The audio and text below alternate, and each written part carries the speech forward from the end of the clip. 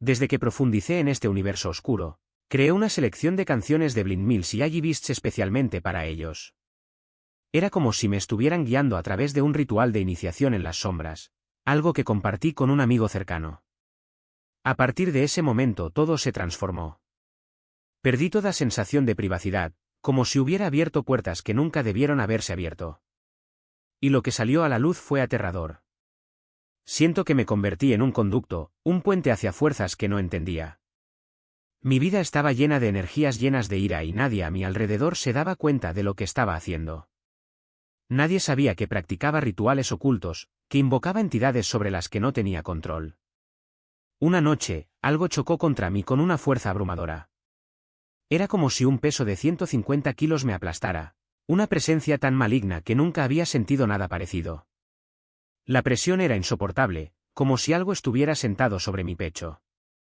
Me desperté sobresaltado, presa de un terror que no puedo describir. Recuerdo escuchar una voz que me decía que necesitaba pronunciar el nombre de Jesús. Fue en ese momento que todo empezó a cambiar. Hoy estoy aquí para hablar con Meraye, quien pasó por una experiencia similar. Cuando era adolescente, se involucró en prácticas de brujería e incluso creyó que podía transformarse en otras formas. También luchó contra una adicción a la masturbación que la devoraba todo. Hasta que, una mañana, alrededor de las 3 de la madrugada, un demonio la atacó gritándole en la cara. Entendamos cómo este universitario de 19 años encontró el camino hacia la verdad. Para entender su historia es necesario volver al principio. Meraye no creció en un hogar cristiano. Su educación estuvo marcada por un ambiente que ella describe como pagano.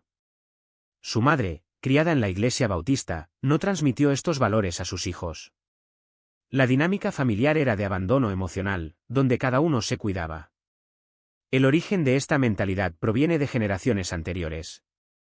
Su bisabuela tuvo 14 hijos y vivía en una plantación, un ambiente marcado por la pobreza y el miedo. Su abuela, criada en este contexto, llevó estas marcas al norte del país. Meraye cree que este legado de escasez y miedo pasó a su madre, y en consecuencia, a ella. Desde pequeña, Meraye estuvo expuesta a situaciones que ningún niño debería afrontar. A los 4 años encontró una cinta de vídeo pornográfica, y sin entender lo que estaba viendo, la miró.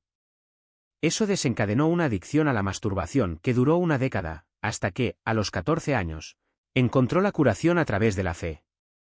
Recuerda despertarse en medio de la noche, cuando era muy pequeña, buscando algo que mirar. Eran alrededor de las 3 de la madrugada cuando entró en la habitación de sus padres y, sin saber lo que hacía, puso una cinta en el aparato. Era una película pornográfica. En ese momento ella no entendió lo que eso significaba, pero algo cambió dentro de ella.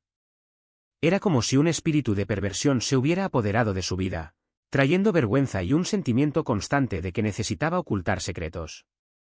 El ambiente en el que creció era caótico. En público, la familia mantenía una fachada, pero dentro de la casa todo era diferente.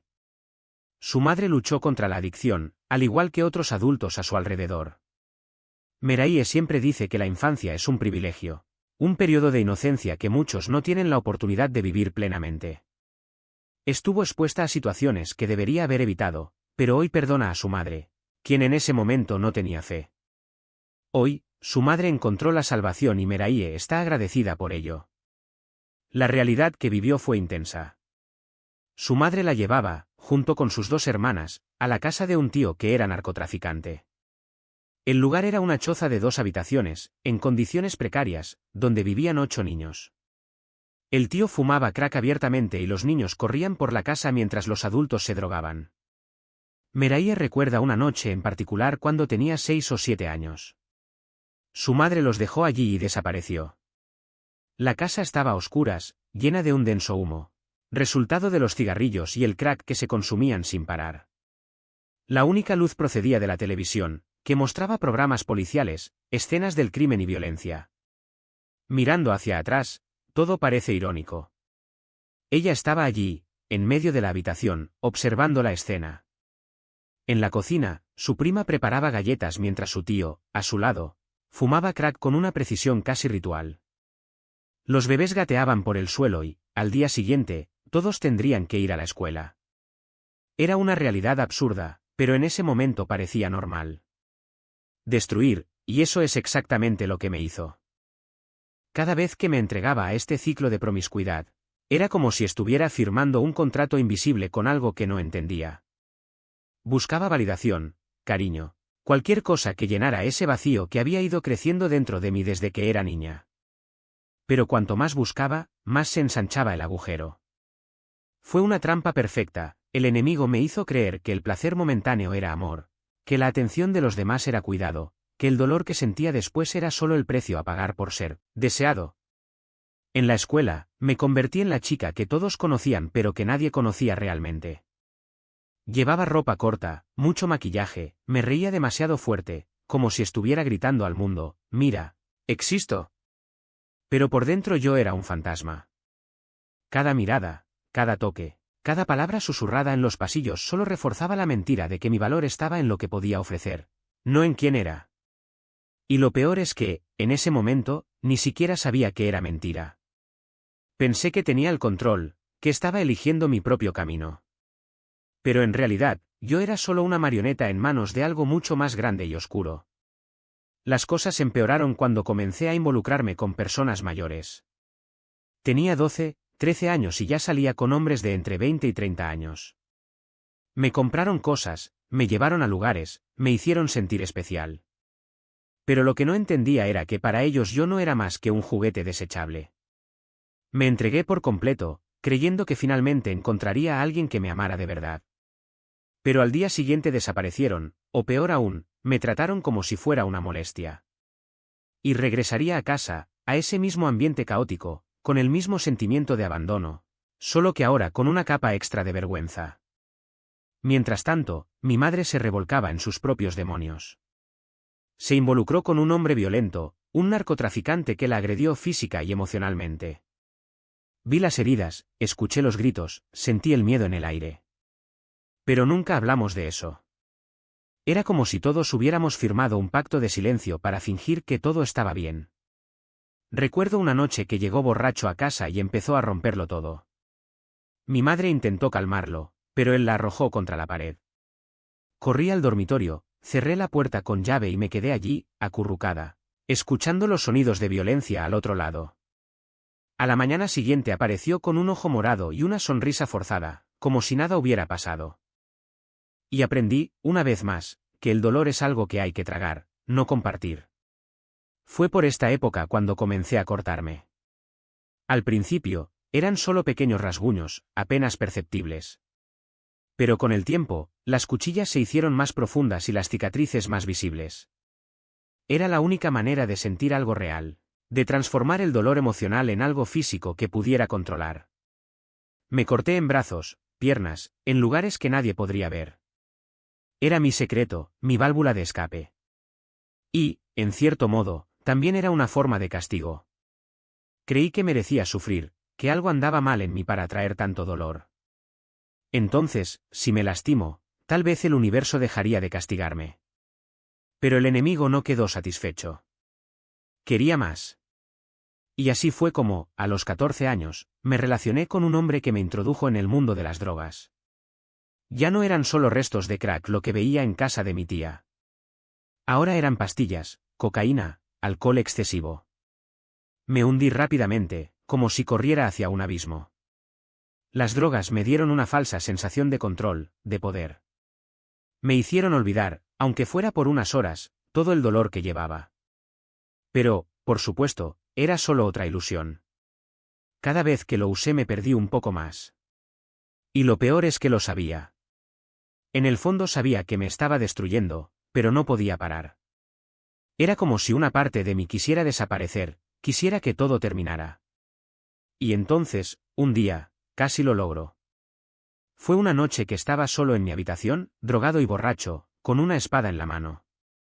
Me miré la muñeca, trazando líneas imaginarias, imaginando cómo sería si lo dejara pasar todo.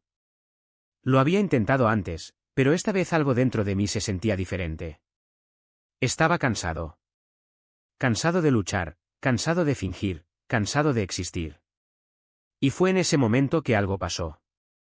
No sé si fue un sueño, una visión o simplemente un destello de lucidez, Pero vi mi vida como una película proyectada frente a mí. Y lo que vi me asustó. No era la vida que quería. No era la vida que merecía. Y por primera vez en mucho tiempo sentí algo que no había sentido en años: esperanza. No sé qué me hizo soltar la espada en ese momento. Quizás fue miedo. Tal vez fue el recuerdo de algo bueno a lo que ya no podía acceder. Pero lo dejé. Y en ese momento decidí que necesitaba cambiar. No sabía cómo, no sabía por dónde empezar, pero sabía que no podía seguir así. Y así fue como, poco a poco, comencé a buscar algo diferente. Algo que me dio un propósito, que me hizo sentir viva sin tener que destruirme. Pero esa es una historia para otro momento. De la vida. Me sentí como si estuviera flotando en un espacio donde nadie me veía realmente. Las paredes de aquella casa parecían absorber cualquier intento de conexión, y yo, a los 12 años, ya cargaba con el peso de secretos que ni siquiera podía nombrar.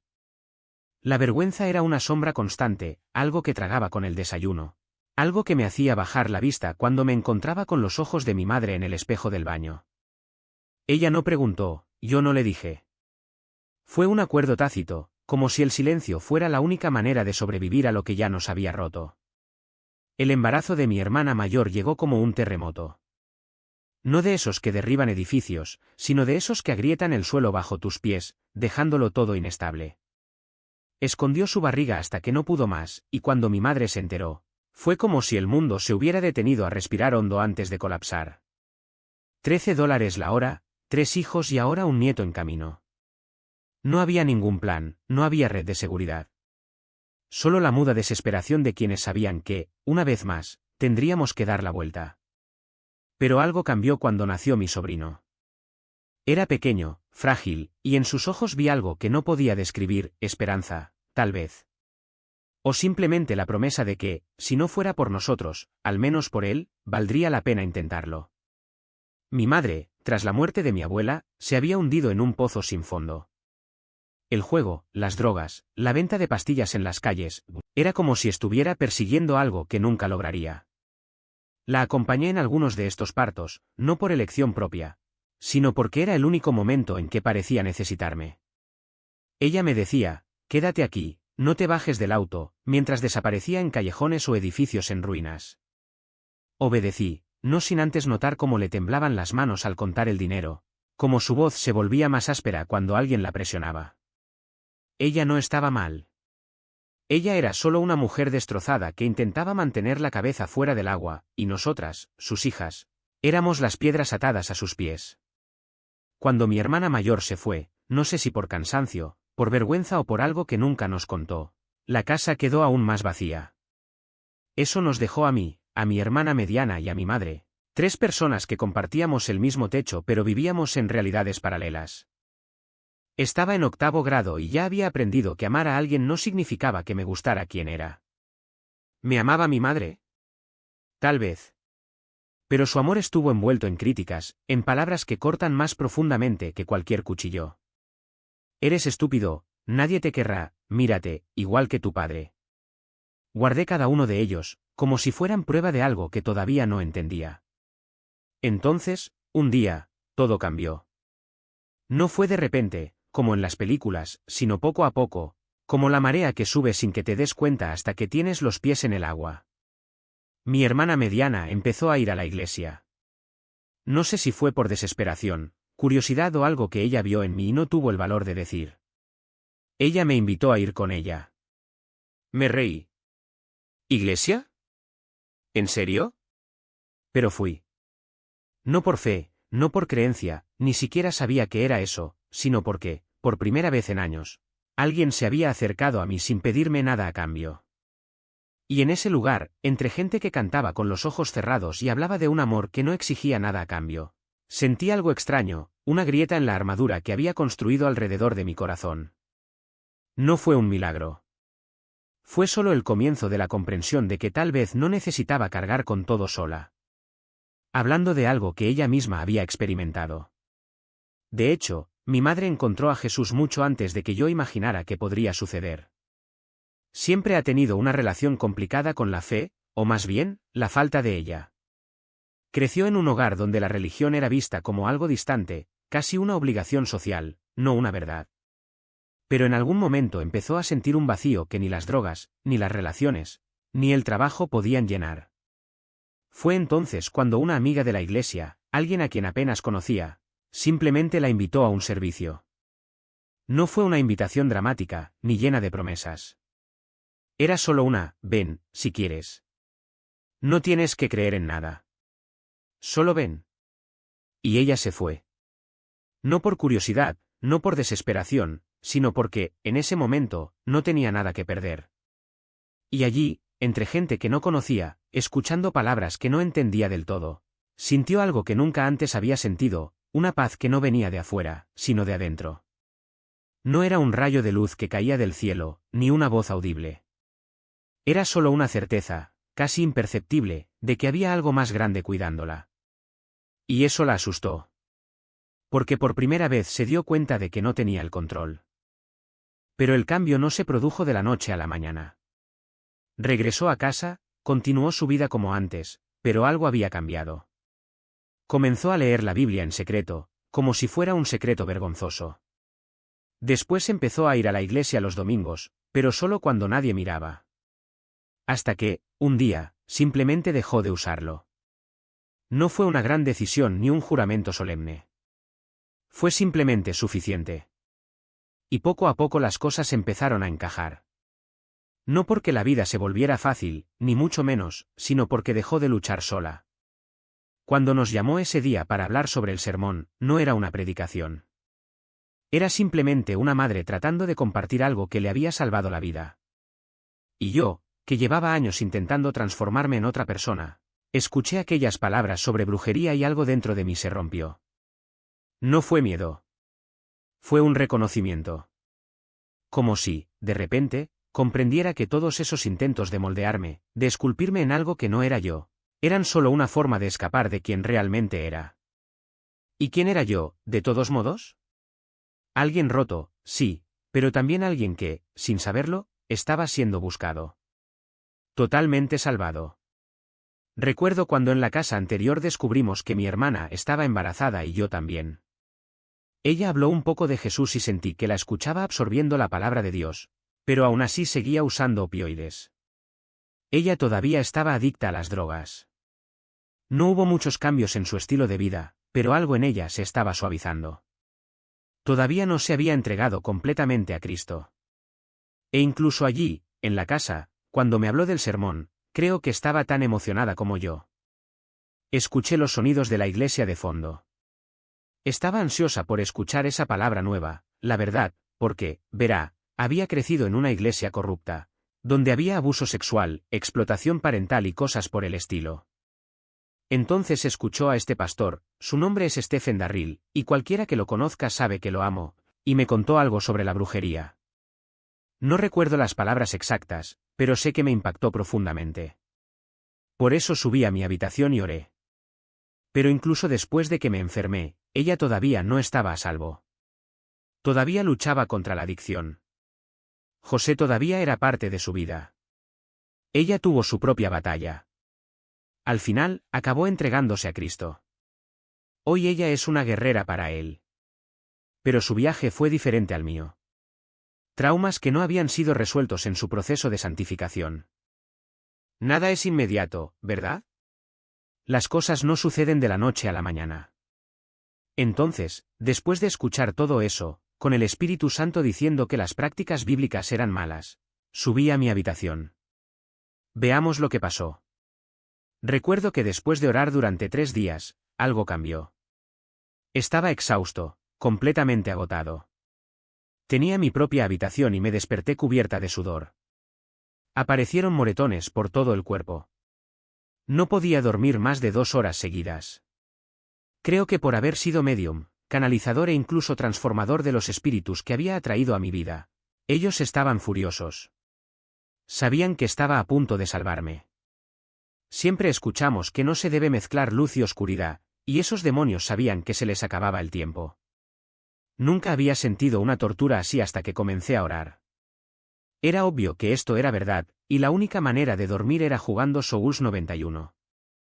No había crecido en la iglesia, no sabía nada. Necesitaba investigar cómo descansar en paz. Alguien dijo algo al respecto y yo, tan ingenuo, lo creí. Puse música y logré dormir. Pero una noche en particular, después de quedarme dormido, necesito retroceder un poco. Incluso durante esos 3 días de tormento, antes de que el Señor me sacara del fuego, escuché a los espíritus que había conjurado hablar de mí, dentro de mi cuerpo, dentro de mi mente. Era como si tuviera esquizofrenia. Escuché sus conversaciones. Pensó que se estaba volviendo loco. Y de nuevo, volviendo a mi costumbre de guardar secretos, nadie sabía lo que hacía. Nadie sabía que estaba involucrado en brujería. No podía contárselo a nadie porque tenía un miedo paralizante a ser rechazada. No quería que pensaran que estaba loco. Ni siquiera sabía si lo era. Estaba completamente perdido. No sabía cómo sacarlo. No sabía cómo deshacerme de él. No sabía nada. Así que al tercer día me vi rodeado de todo esto. Tuve un sueño y de repente sentí que me estaban sacando de él. Me desperté asustado. ¿Por qué estabas despierto? Tenía la sensación de que todavía debería estar dormido. Miré el reloj, eran cerca de las 3 de la madrugada. Mi madre empezó a trabajar a las 6. Mi segunda hermana mayor dormía abajo y yo me quedé en el punto más alto de la casa. Todos estaban durmiendo. Me levanté, caminé por la casa, subí las escaleras, intenté doblar la ropa, cualquier cosa para cansarme y volver a dormir. Pero el cansancio no desapareció. Entonces pensé, apagaré las luces de la habitación e intentaré dormir de nuevo. Mi computadora portátil estaba abierta con la música en pausa, a punto de presionar reproducir. La habitación estaba oscura, pero la luz de la pantalla daba suficiente luz para ver. Estaba a punto de presionar play cuando vi, por el rabillo del ojo, a una niña pequeña, corriendo hacia mí. Sentí sus pasos, el peso de esa presencia, y ella simplemente chocó contra la pared. Estaba claro, llevaba un vestido rosa y parecía una niña victoriana. Cuando la vi fue como si algo se hubiera roto dentro de mí. No fue solo un vistazo, lo había visto claramente. Y recuerdo haber sentido un miedo abrumador, tan fuerte que ni siquiera podía gritar. Mis piernas se trabaron, apenas podía respirar. El aire salió en sollozos. Intenté desesperadamente presionar play en la canción, pero mi cuerpo no respondía. Le di la espalda, me tapé la cara con las mantas y me acurruqué como un niño. Terminé quedándome dormido, pero me desperté con un peso de 600 libras encima. Y supe, en ese momento, que el demonio todavía estaba allí. Era la forma más pura de maldad que jamás había encontrado en su vida. Un odio tan profundo que hacía que el peor odio humano pareciera amor. No se podría describir. Sabía que su intención era matarme. Debido a que había roto el pacto con el enemigo, le había dado mi lealtad a quien me rescató. Y ellos tenían todo el derecho de venir tras mí. Yo era un objetivo legítimo. Recuerdo que cuando esa cosa se arrastró sobre mí, tenía las mantas cubriéndome la cara, así que no podía ver su cara, pero sentí su peso aplastante encima de mí. Tuve un episodio de parálisis del sueño. Estaba completamente despierto. El peso me despertó. Y en mi mente escuché una voz, era el Espíritu Santo, que decía, grita el nombre de Jesús ahora. Nunca había oído hablar de invocar el nombre de Jesús de esa manera. Ya lo había escuchado, sí, pero en ese momento el recuerdo vino con una fuerza abrumadora. Realmente no conocía a Jesús. No entendí nada sobre la Biblia. Pero algo dentro de mí sabía que era la única salida. Conté hasta 3 mentalmente y grité su nombre. Ni siquiera esperé a llegar a 3. Grité tan fuerte que mi cuerpo se levantó de la cama, como si tuviera un micrófono atorado en mi garganta. Era un grito puro y desesperado, Jesús. Y resonó por toda la casa.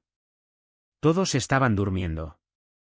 Después, cuando pregunté a mis hermanos, dijeron que no habían oído nada. Mi hermana dijo que no había oído nada. Entonces grité su nombre otra vez. Mi cuerpo se levantó de la cama como si me hubieran arrancado las sábanas y de repente mi habitación se iluminó. No como si estuviera encendida una bombilla, sino como si el sol hubiera salido en su interior. Era una luz intensa, casi insoportable, como si el propio día hubiera invadido ese momento. Respiré hondo después del grito y cuando abrí los ojos, vi el rostro de la criatura que estaba encima de mí. Era una grotesca mezcla de gallo y dragón, con dientes demasiado afilados para contarlos. Y cuando soltó un rugido de puro odio, sentí el peso del mal como nunca antes. Pero entonces, como si el tiempo se hubiera detenido, algo cambió. Mis ojos se cerraron por un momento, no sé si por miedo o por cansancio, y cuando los volví a abrir sentí algo que nunca había experimentado, una presencia. No era solo una sensación, era una certeza absoluta, como si el aire a mi alrededor estuviera vivo. Fue amor. No el amor frágil o condicional que conocía, sino algo tan profundo que parecía llenar cada espacio vacío dentro de mí. En ese segundo lo supe, esto era lo que siempre había estado buscando, incluso sin saberlo. Y también supe, con una convicción que no dejaba lugar a dudas, que Jesucristo me había salvado. Si no hubiera clamado a Él, si no hubiera pedido su ayuda, habría estado perdido, no solo ahora, sino para siempre. La paz que me invadió no se parecía a ninguna otra cosa. No fue alivio, no fue calma temporal, era como si cada célula de mi cuerpo reconociera que estaba a salvo, protegida y amada. Mis manos hormigueaban, como si la presencia de Dios las tocara directamente. Me quedé allí, inmóvil, absorbiéndolo, hasta que el reloj dio las 6 de la mañana. Fue entonces cuando oí a mi madre subir las escaleras. Ella volvía a casa del trabajo y me traía el desayuno. Sus ojos brillaban, su rostro estaba luminoso, como si a ella también la hubiera tocado algo más grande. Nunca la había visto tan feliz, tan viva. Y lo único que podía pensar era, ¿quién es este Dios que transforma todo así? A partir de ese día no hubo vuelta atrás. ¿Cómo podría volver a la brujería después de sentir el amor de Cristo? ¿Cómo podría meterme con la magia negra después de haber visto el rostro del mal y luego la luz que lo derrotó? No hubo comparación. Yo era libre. Y no era una libertad frágil, de esas que dependen de las circunstancias. Era una certeza que llevaba dentro de mí, como una marca. Yo tenía 14 o 15 años en ese momento y mi vida comenzó a cambiar de maneras que realmente no entendía. Siempre he sido una persona muy lógica y muy técnica, me gustan los hechos, las pruebas, las cosas que tienen sentido. Y por eso, cuando me entregué a Cristo, no fue por una emoción pasajera. Fue porque lo vi. Vi el contraste entre el mal y el amor, entre la oscuridad y la luz. Vi que no había término medio. Mi familia no era cristiana. No precisamente. Había personas que decían que sí, pero vivían de una manera que no encajaba con lo que predicaban. Vendían drogas, eran violentos, descuidaban a sus hijos. Como dice la Biblia, un árbol se conoce por sus frutos. Y los frutos que vi no tenían nada que ver con el amor de Dios. Entonces, cuando me convertí, no había una iglesia abierta, no había mentores, no había nadie que me guiara. Éramos solo yo y el Señor. Ni siquiera sabía orar correctamente ni entendía la Biblia. Pero Él me encontró allí, en medio de mi caos, y comenzó a trabajar en mí. Uno de los procesos más dolorosos fue la santificación, el momento en que Dios saca a la superficie todo lo que necesita ser sanado. Hasta 2015 no tenía recuerdos claros de mi infancia. Había bloqueado tantas cosas debido al dolor, al trauma, que mi cerebro simplemente se apagó. Pero Dios empezó a mostrarme, poco a poco, lo que había escondido. Fue como abrir una puerta que había cerrado con llave. Recuerdo haber ayunado, llorado, clamado a Él, pidiéndole que me ayudara a comprender. Y fue paciente. Muy paciente. Me mostró el amor que nunca había recibido, el amor que mi madre me dio ese día cuando subió con el desayuno. El amor que mi padre, a pesar de todo, a veces lograba mostrar. Mi padre no estuvo presente en mi vida. Solo lo veía unas cuantas veces al año y, aún así, era como si fuera un extraño. Él no era cristiano. Seguía creencias panafricanas y musulmanas y no teníamos ningún tipo de conexión espiritual. Pero después de mi conversión, algo cambió. Mi hermana también tuvo un encuentro con Dios y se convirtió. Entonces mi madre. De repente, ya no estábamos solos. Éramos una familia que se estaba transformando, afilándonos unos a otros como el hierro se afila. Fue algo profundo, algo que nunca imaginé que experimentaría. En septiembre de 2021 nos bautizamos mi hermana, mi madre y yo. Había ayunado 3 días antes y mi madre me bautizó en el mar. Recuerdo haber entrado al agua sintiendo una fuerza que no era mía. Era la certeza de que era un guerrero de Cristo. Nada ni nadie podría hacer tambalear esa fe. Pero a pesar de estar más unidas que nunca, mi madre y yo siempre hemos tenido una relación complicada. Somos demasiado similares, tercos, intensos, llenos de opiniones. Y cuando 2 personas así intentan vivir bajo el mismo techo, a veces las cosas no fluyen. En mi último año de secundaria, me escapé de casa 3 veces. Mi madre tuvo altibajos en su fe, momentos en los que se acercaba a Dios y momentos en los que se alejaba. En ese momento ella estaba en uno de esos periodos de inestabilidad y las cosas en casa se pusieron difíciles. Se volvió verbalmente abusiva y psicológicamente cruel. Asumí el papel de un adulto, limpié la casa, le hice la cama, le preparé el almuerzo. Era como si me hubiera convertido en su madre, mientras ella, que se suponía debía protegerme, me hacía sentir como una niña de 6 años, vulnerable, indefensa, humillada. En aquella época solo vivíamos ella y yo en la casa. Mi hermana mayor ya se había mudado, y la del medio también. Vi a mi madre de una manera que nunca antes había visto, no solo como madre, sino como persona. Y lo que vi me asustó. No era solo inestabilidad emocional, era la sensación de que, por mucho que tuviéramos todo materialmente, estábamos vacíos por dentro. Fue entonces cuando comencé a huir a la casa de mi padre. No lo conocía bien, pero era la única figura de estabilidad que tenía. Tenía 17 años y quería entender quién era él, quería que fuera el padre que nunca tuve. Pero tampoco sabía cómo ser padre. Nunca tuvo un ejemplo, nunca aprendió. Entonces, cuando corría hacia él por algo que no podía darme, la decepción era inevitable. El colmo fue una fea pelea en el mercado. Mi madre dijo cosas tan duras que decidí, nunca más volvería a esa casa. Pase lo que pase, ya no viviría bajo ese techo. Sus palabras fueron crueles, pero la perdoné. No porque se lo mereciera, sino porque sabía que no era ella la que hablaba, sino el enemigo que utilizaba su dolor para llegar a mí. Y había visto lo suficiente para saber que la batalla no era contra sangre y carne. Me pasó a mí. La conexión que creamos fue tan intensa que, incluso desde la distancia, sentí que él estaba dentro de mi mente. Las conversaciones fueron profundas, casi espirituales, y confundí esa intimidad con algo sagrado. Pero no fue así. Era simplemente otra trampa del enemigo, disfrazada de compañía. No me di cuenta en ese momento, pero buscaba en él lo que solo Dios podía darme: seguridad, propósito, validación. Y lo peor es que, aunque conocía mi fe, no la respetaba. Incluso me retó, diciéndome que probara las mismas sustancias que él usaba, como si fuera una prueba de confianza. Sería interesante verte bajo la influencia, dijo, como si no supiera que una vez viví en el límite entre los mundos espiritual y físico. Como si no entendiera que ya había visto lo suficiente para saber que esto no era libertad, sino esclavitud. El Señor, sin embargo, no me dejó hundirme. Él rompió esa relación antes de que yo me perdiera para siempre. Y aún así, el dolor de la separación fue casi físico. Lloré como si hubiera perdido una parte de mí mismo, porque, en cierto modo, así fue. Esa conexión emocional era real, y el dolor que vino después fue una prueba de que el enemigo no juega con el trabajo.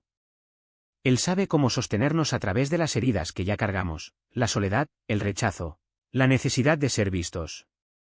Pero Dios es más grande. Me mostró que ese apego no era amor, sino idolatría.